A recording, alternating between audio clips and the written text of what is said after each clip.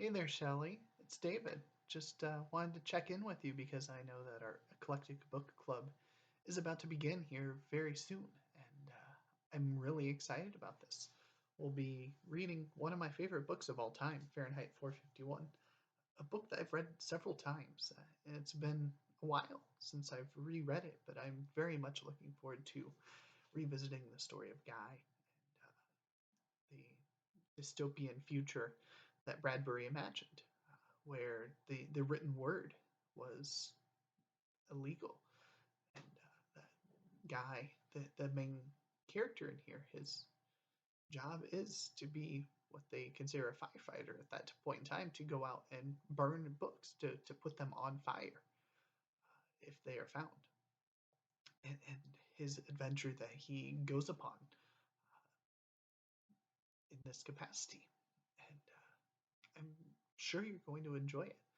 I'm looking forward to starting it this weekend, and I hope that you are too. And I think it's going to be great for all of us. I know we've got a great group of people that are already waiting in the wings to start with us, and I think it's going to have some great discussion over the next week as we are reading into that. I don't want to spoil too much, but I do look forward to hearing your initial thoughts as you start diving into that book.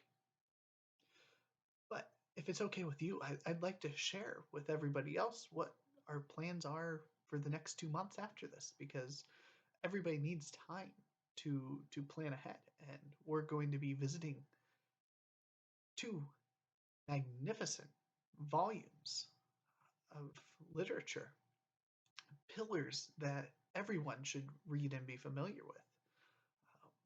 with, that form a foundation for understanding the history of literature.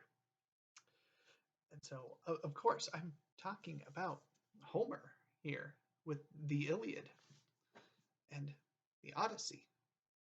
So we have December and January that we're going to be reading Homer's two massive, incredible epics that are volumes of poetry. And the first one that we're starting with, the Iliad, I read both of these back in high school, not for class, but for fun, and haven't had the opportunity to sit down and revisit them since then. So I'm really looking forward to our plans to get into both of these books, and I hope that some people will be able to join us. I happen to have the Robert Fagles translation for both of these. I picked them up because I happened to come across them here locally a while ago and was immediately drawn to it. But I'm going to go ahead and echo Steve Donahue and his thoughts in his Western Canon video where he talks about Homer. These are two of the books in his Western Canon that he recommends everybody should read to form that foundation, because these works are referenced and imitated and built upon by so many other works that follow after, that having a good understanding of both of these is very, very valuable and essential. And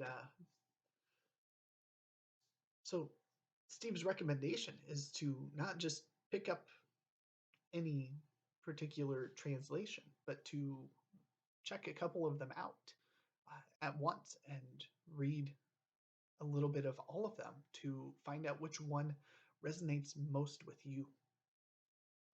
And that is the one that you should pick. And I will absolutely echo that sentiment. While I'm going to be reading these Robert Fagles translations that I have for both of them, that does not discredit whatever translation anybody else wants to read. Because when you're reading translated works like this, because none of us are going to be reading it in its original language, the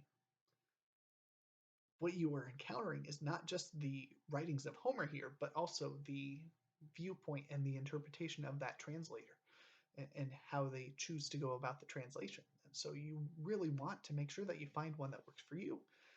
And if this is your first time reading these two volumes, you want to make sure that you are reading something that you can enjoy and that speaks to you and that meshes well with your reading style. And so I strongly recommend that if you go on to, for instance, Amazon, and I'm sure you could get some sample translations for of a couple different translations for the Iliad onto your Kindle app and try, the first page or two of both of those or of all of those that are available and decide on one that way, or go into your local store, bookstore. Most of them should have a copy of the Iliad, hopefully several copies, and sit down with each of them and read the first page or two of each of them to decide which one speaks to you the best. And another thing that you can do is whenever there's translated works, somewhere inside there, usually somewhere in the introduction, although it might be something like this, where we have a translator's preface, the translator is going to talk about their approach to doing the translation, knowing whether they're trying to maintain the integrity of the poetic form, or trying to be faithful on a word for word translation, or simply trying to make it something that's more modern and readable. That's good information to have, because then you know kind of what you're dealing with. Although that certainly isn't essential to know going into things. So I hope that you are excited for the Iliad and the Odyssey just like I am. It's been so long, I don't remember anything about them for specific details, but I'm beyond excited to get back into these works. So I hope you're doing well, Shelly. And I hope that you have a great weekend. And I look forward to hearing from you next week. So enjoy the rest of your day, Shelly. Bye.